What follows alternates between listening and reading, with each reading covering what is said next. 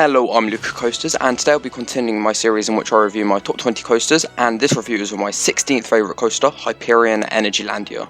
Hyperion is a huge Intamin mega coaster, which is the second tallest and second fastest coaster in Europe, which stands 252.6 foot tall, reaching a top speed of 88.2 miles an hour, all while racing through 4,757.2 feet of track. When driving up to Energylandia, you can see Hyperion from miles away. When you actually get up next to the coaster, it looks like a giga coaster, that's how big it is. Hyperion gained a lot of attention in this community when Energylandia announced that it would hold a competition in which people could vote for whether they wanted the Intamin model of this coaster to be built or the Vekoma one. I personally preferred the Vekoma model, but evidently the Intamin model won.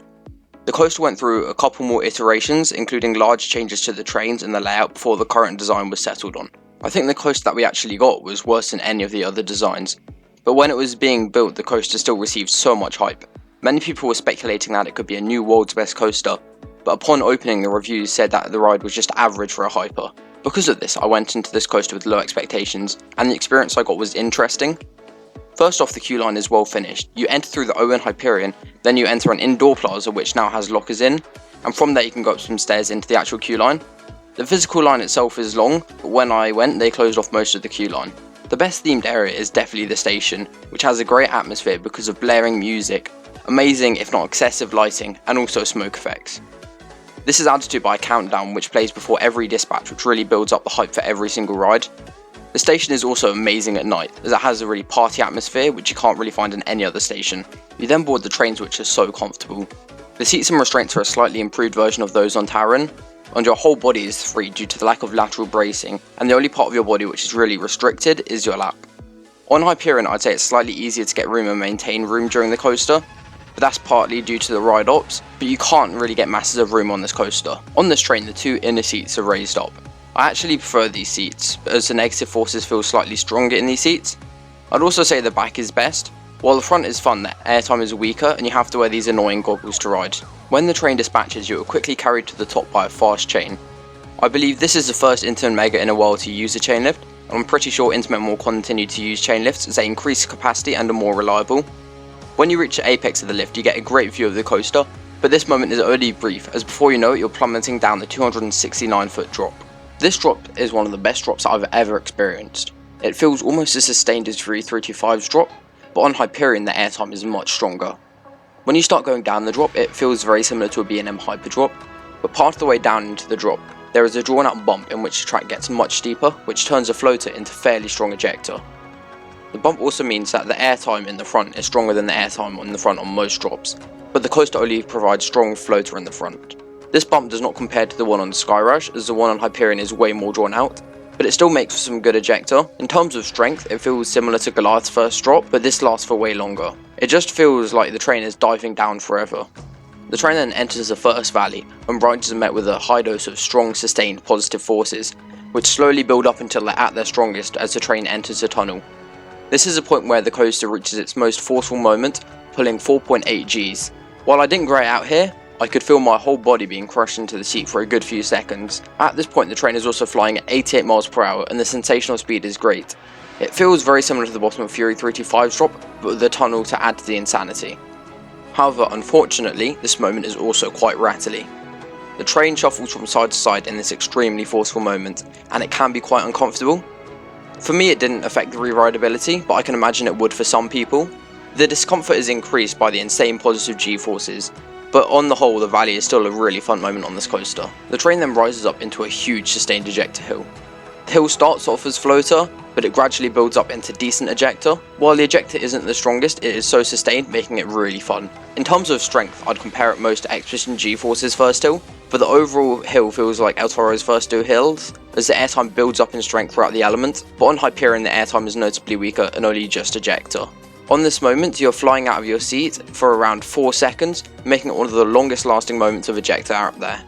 The element feels pretty similar in the front to the back, but I'd say that the airtime in the front is slightly weaker than in the back, and in the back it's slightly more sustained, as on the descent in the front you fall into your seat earlier, but the difference is minimal due to the huge scale of this hill. This next valley is just as forceful as the previous valley, but the positive forces don't last as long. Thankfully the moment is slightly less rattly, but there still is a notable shuffle. I love these valleys as they help maintain a fast pace on the coaster. Many hypes have amazing hills, but the moments in between are boring. But on this coaster, the valleys between the hills have strong positives and great speed.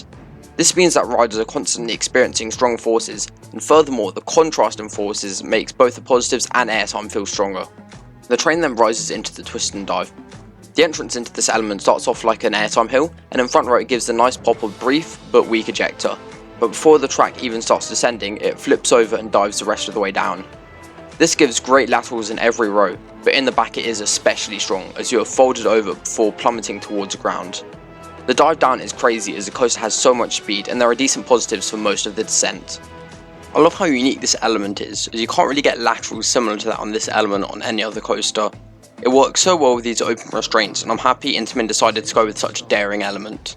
Just as you can return to the upright position, the train flies through a low to the ground stangle dive, which has decent laterals but nothing amazing. You're slightly nudged to the right as the train banks over 90 degrees to the left. It feels very similar to Fury 325's overbank before the treble clef, but on Hyperion the moment is over much quicker. The train then enters a speed hill, which may as well be straight track.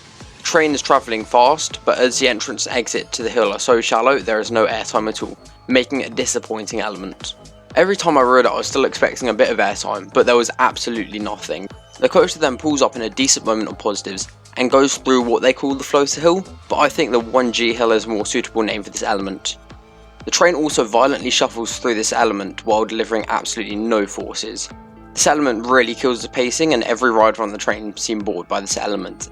The train just coasts so slowly over this hill, and it could have honestly been so much more, but as the hill is so drawn out there is no force in any row. The shallow descent then leads into a turn which has good positives at the base. The rest of the overbank managed to sustain these positive forces, and at the top of the turn there is a nice kick of laterals which pushes you to the right a bit, but it's nothing extreme. The train then descends and the positives build up until the train snaps through a decent speed hill. This hill has a fleeting moment of floater and it is still disappointing, and honestly the airtime is still quite hard to notice. The following stangle dive has a fairly snappy entrance and a good nudge of laterals at the top, but I wouldn't say it's as intense as the first stangle dive as you're going through it much slower, and it's definitely one of the weakest stangle dives that I've experienced on any coaster. The train then flattens out and banks into a drawn out turn which has good sustained positives, but it's nothing outstanding. This moment also has quite a noticeable rattle, making the whole element feel mediocre. Following S-turns are fun as the train glides through them, but they're devoid of laterals or positives. They feel very similar to the S-turns on Taron, so nothing special really.